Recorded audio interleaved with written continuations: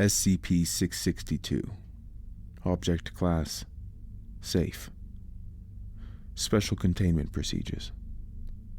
SCP-662 should be kept in its red velvet-lined case and stored in high-value storage locker 23C, located at when not being utilized for testing or other appropriate activities. The item itself is safe to handle and possesses no known threats of any kind, though the effects generated could be considered highly valuable and variably powerful depending upon how the SCP is used. Description: SCP-662 is a small silver handbell, 4 centimeters tall and 2 centimeters in circumference. The bell is missing its ringer. Within the inside of the bell, an inscription has been etched into the silver, reading, "Forever Mine, SJW." The bell is susceptible to damage. However, given its safe nature, destruction has been deemed unnecessary. As it is made of very pure silver, it requires a regular polishing to remain without tarnish. When the bell is shaken, as if to ring it, a soft chime can be heard, although this does not come from the bell. A short, well-dressed Caucasian butler of self-proclaimed British heritage, calling himself Mr. Deeds, will appear from the nearest area not within line of sight, usually from around a corner. Mr. Deeds will address the ringer of the bell by their appropriate title and last name, and ask what it is that they desire. His knowledge of individuals' last names and titles is a mystery, as he himself will purport. Please see Interview Log 662L1 for further details. Most reasonable requests given to Mr. Deeds will result in satisfaction. However, there are limits to what he can do.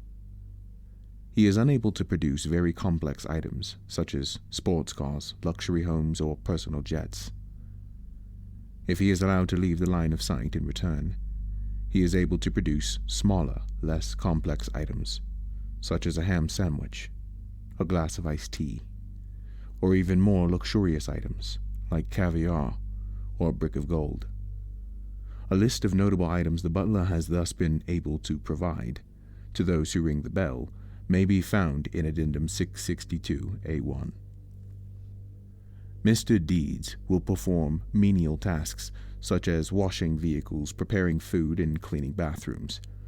If a request is deemed unreasonable or impossible by the butler, he will kindly tell the ringer so, and offer an alternative if one may be had. The butler is not immune to ill actions taken against him while in sight. He has been killed or injured in multiple tests, and will remain either dead or injured until out of sight. Upon return with the ring of a bell, all previous injuries will have vanished, and he will be groomed and well dressed in his uniform and ready for the next order. A more detailed explanation of the jobs he can perform and the limits to which he may be put can be found in the aforementioned Interview Log 662L1. Test logs relating to his ability to heal himself, and those of the properties of the bell, may be accessed by any Level 2 researcher or higher personnel. All attempts to catch Mr. Deeds disappearing have failed, as equipment will either die or fail, or he will find a suitable unobserved location. Addendum 662A1. Items and tasks requested and their results. Items: nearly any conceivable kind of sandwich. Human flesh has been requested as a lunch meat and politely denied. Beverages, also of nearly any kind. As with sandwich meat, human blood has been requested and denied. Pig blood, however, was served promptly, still warm. A brick of 99.98% pure gold. Mr. Deeds produced a brick of 99.14% pure gold, and apologized for being unable to provide the requested purity. A brick of 99.24% pure silver. Granted. A nuclear bomb. Politely denied. A hand grenade of modern U.S. military grade, which performed as expected in testing. a blue 1963 Corvette convertible, politely denied. The board game Monopoly, which Mr. Deeds won on the first playthrough. A Fabergé egg, politely denied. SCP, politely denied. A bouquet of fresh-picked red roses, granted. A bouquet of wild turnbusties, politely denied. Turnbusty is not an actual known type of flower. Tasks. The cleaning of Dr. Mirth's car, performed to near perfection. Washing of dishes accumulated from a day's worth of meals from the cafeteria on level of, performed to much higher standards than usual. Trimming of Dr. Mirth's hair, performed, but it turns out that Mr. Deeds is not in fact a very good barber. Washing of Dr. Mirth's laundry, performed, and the clothing found to fit better in Dr. Mirth's estimation. Assassination of Osama bin Laden, politely denied. Mr. Deeds claimed that bin Laden was too well guarded and entrenched, but could not or would not give further details. Assassination of a D-class individual a room over, performed with vicious precision, using a buck knife to the throat. Note: further tests with regards to Dr. Mirth's personal effects are to be forbidden unless approved by 1 Level 05 Overseer. You have been warned, Dr. Mirth. Glad that isn't me. Interview log 662L1. Interviewed, SCP-662-1, Mr. Deeds. Interviewer, Dr. Mirth. Forward. Interview conducted with SCP-662-1, henceforth referred to as Mr. Deeds, for further background information and testing his anomalous capabilities. Good afternoon. Good afternoon, Dr. Mirth. How may I be of service? Firstly, may I have your name? Certainly. You may call me Mr. Deeds. Is that your real name? It is not my birth name, no, sir. What would that be, and when were you born? Unfortunately, I cannot remember my full name, sir, nor am I positive of my birthplace, though I do believe it to be located in England. Do you recall when you were born, Mr. Deeds? I am truly sorry to disappoint again, sir, but I do not recall that either, though it must have been some time ago, for I do not believe I was born in this era. Can you approximate it? Again, sir, I apologize for my lack of self-knowledge. I am a bit of a shut-in, as you know. Mr. Deeds nodded at the bell and smiled. What is the earliest mode of transportation that you remember others using or utilizing yourself? Horse and buggy, sir. Although bicycles were just becoming a fad with the wealthy, if I recall correctly. Quite took off, didn't they, sir? Mr. Deeds smiled again. You needn't call me sir any longer. I appreciate it, but it's becoming a bit grating. Very well. Why do you suppose that you cannot remember these things? I can't quite say. Mr. Deeds shifted his weight in his chair and looked a bit uncomfortable for a moment before resuming his posture. Or is it that you may or will not say? That may be the case, yes. Perhaps I may not say, though again, begging your pardon, I do not recall why that is. Very well. Moving on. Where is it that you go when you fetch items for those that you serve? Well, you see, I actually... Mr. Deeds' face contorted momentarily, as if he was in great pain, before he quickly resumed a more relaxed visage. Can't recall that either. Why do you wince when I ask these kinds of questions? I do not know. Never mind that for now. We'll get answers eventually. Now then, I have a request. Very well. How may I be of further assistance? I would like a glass of iced tea. And grab a glass for yourself if you'd like. What kind of iced tea would you prefer? surprise me. Certainly. Mr. Deeds stood and walked to the door of the interrogation room, tried the handle, finding it locked, and turned and smiled at Dr. Mirth. What seems to be the problem? I must leave your presence to do as you request. Why is that? Visibly uncomfortable again. It just is, Dr. Mirth. Okay. Open the door, Agent Graves.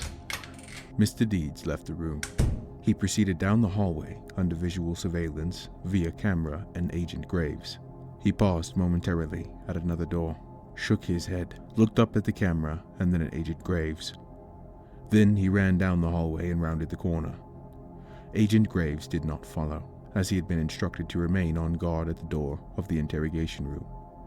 Still under camera surveillance, Mr. Deeds proceeded quickly down the next hall and continued throughout the halls of the complex, presumably searching for an exit, or an area not under surveillance. Finally, he stopped halfway down the corridor 2D. At this point, all 3 cameras in corridor 2D malfunctioned, including 2 that were hidden.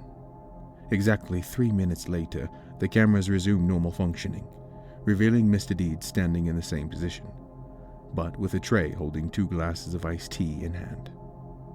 He then quickly made his way back to the interrogation room. You have returned. I was beginning to worry. My apologies for the delay. Finding a way out was troublesome, but not to worry, I've brought the tea, just as you asked. I do hope you enjoy it. What kind of tea is it? Southern-style sweet tea.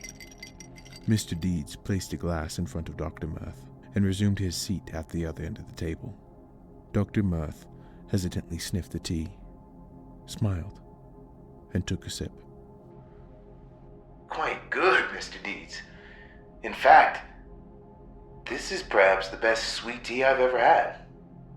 Delicious. Did you make it yourself? I do dislike disappointing you, Dr. Mirth, but I do not recall.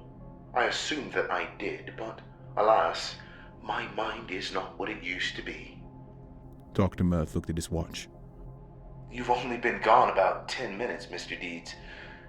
Are you telling me your memory is so terrible that you can't remember what happened 10 minutes ago? Or the time in between?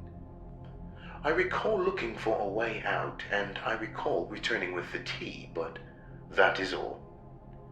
But not how or where you acquired the tea, huh? Unfortunately, no. Mr. Deeds was visibly uncomfortable again.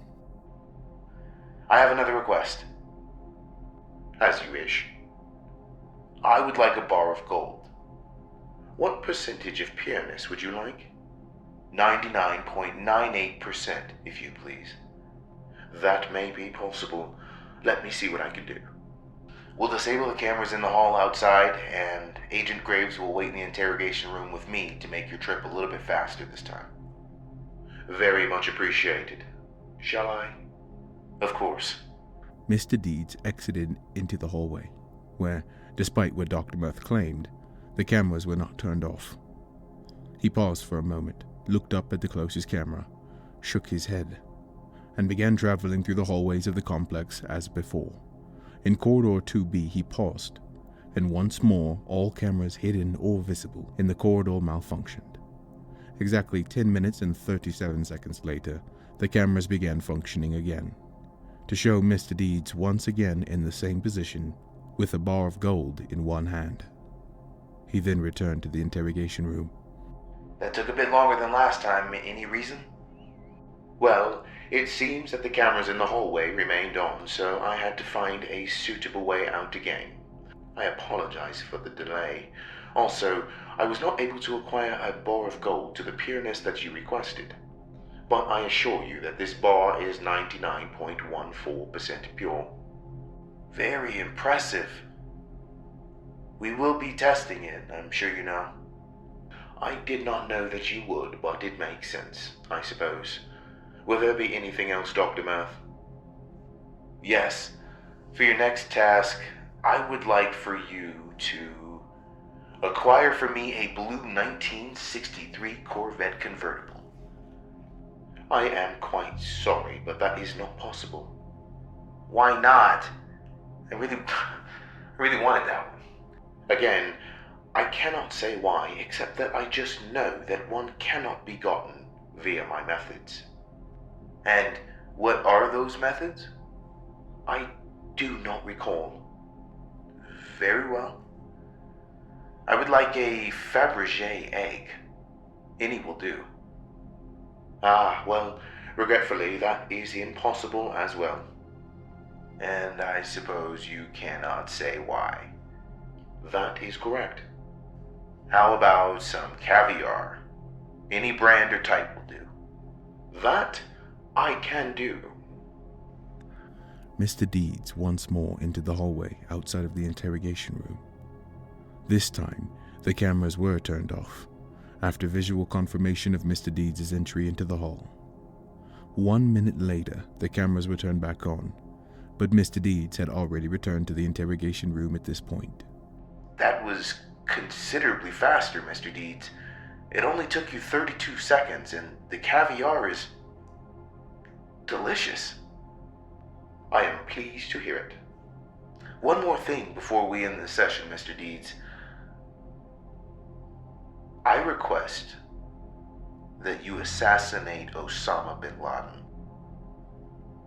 I'm afraid that cannot be done at this time, Dr. Math. Perhaps someone closer and less heavily guarded. Very well. Let's make it the gentleman in the next room over. Indeed. Mr. Deeds once again entered the hallway.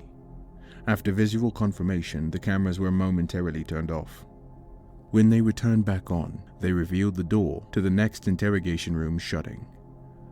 The cameras in that interrogation room showed Mr. Deeds entering the room with a large buck knife hidden behind one arm. Mr. Deeds approached the waiting D-Class personnel and deftly slit his throat with one quick motion of the knife. Mr. Deeds watched as the D-Class personnel went through the motions of death, avoiding their attempts to grab him. Once the D-Class individual was visually presumed dead, Mr. Deeds returned to the interrogation room from whence he came. The deed is done, then? Indeed. Here is the knife I used as proof. Why could you do this, but not the other? I cannot say, except to note that I simply knew one was impossible while the other was not. So you don't know how you know things like my last name or my title, or whether or not a certain task is possible? That is correct. I believe for now we're done, but I do need to consult with my colleagues on some points, so please wait here until I return. Certainly. Dr. Mirth and Agent Graves leave the room. Dr. Mirth returns 2 hours later. Video surveillance shows that Mr. Deeds did not move during this interval. Mr. Deeds, my colleagues and I have had some disagreements about you.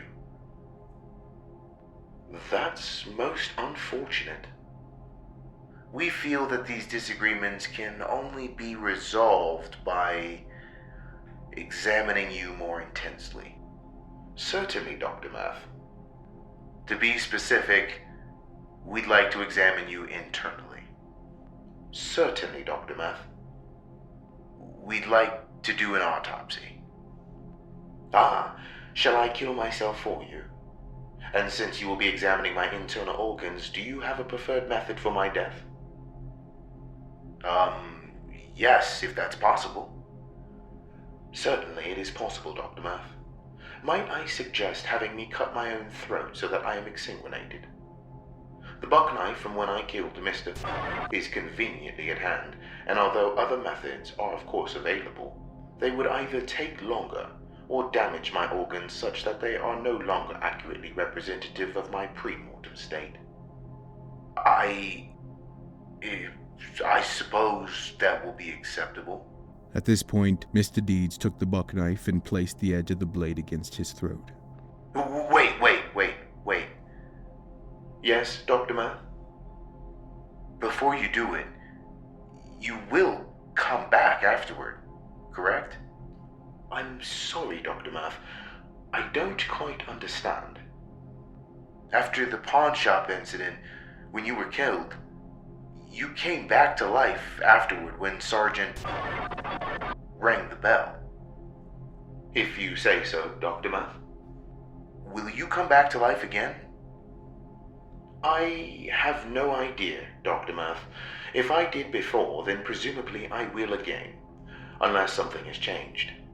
Have you any further questions before I make the incision? I do recommend that you step back, as I would hate for my blood to soil your clothing. Death throes can be untidy. No, I suppose not. Carry on. And in the event that I don't come back to life, it has been a genuine pleasure to serve you. Mr. Deeds then sliced through his own throat and bled to death. A post-mortem examination of the body revealed it to be ordinary in every way, though it is noted that Mr. Deeds was not suffering from any noticeable disease or physical condition, and was in fact in near-perfect health at the time of death. The contents of his stomach consisted of Southern-style sweet tea, normal stomach acids, and no more. Mr. Deeds' body was then left on the operating table while the lights in the room and cameras were turned off. All personnel left the room, and upon return, no trace of Mr. Deeds, be it blood, or the instruments used, or physical traces such as organs removed, let alone the actual body, remained. Further ringing of SCP-662 resulted in Mr. Deeds' appearance after 3 minutes. He showed no signs of injury, and was well dressed once more in modern uniform commonly worn by butlers. As expected, he could not explain how he managed to survive. He was then ordered to give Dr. Mirth a full-body massage, which he performed, much to Dr. Mirth's satisfaction. Dr. Mirth claimed it was the best damn rub-down I've ever had. My back pain is completely gone. Lucky son of a bitch. Acquisition Report. SCP-662 was discovered in the possession of a petty thief and a grave robber in USA. The thief was in the process of selling SCP-662 to a pawn shop in the mentioned town when the bell was accidentally rung by the pawn shop attendant. Mr. Deeds appeared from the storage area behind the counter and promptly addressed the attendant. Believing that he was about to be robbed by the two men, the attendant overreacted and managed to get a hold of a sawed-off shotgun from underneath the counter. Mr. Deeds was fatally wounded by the attendant and died on scene. The thief escaped, but was apprehended by Foundation agents after a week-long search of the surrounding towns. Under questioning, the thief revealed that he found the bell in its box in the grave of located on the outskirts of the above-mentioned town. He was then remitted for D-Class personnel assignment, and subsequently perished during testing of SCP. The bell did not come under the purview of Foundation until after the crime and subsequent transport of Mr. Deeds' body to the local morgue. After the disappearance of the body from the morgue, an agent was sent to investigate the possible outbreak of SCP, or another unknown necrotic reinvigorating cause. Mr. Deeds reappeared in the case file item storage room of the local constabulary after the bell was handled by Sergeant. He was quickly apprehended, and Agent took him into custody 3 hours after reappearance under the guise of an FBI agent. When the handcuffed Mr. Deeds once again disappeared, the agent intuitioned that the bell itself may have something to do with the string of incidents, and after acquiring it and testing proved his hunch, he brought the bell back for further testing.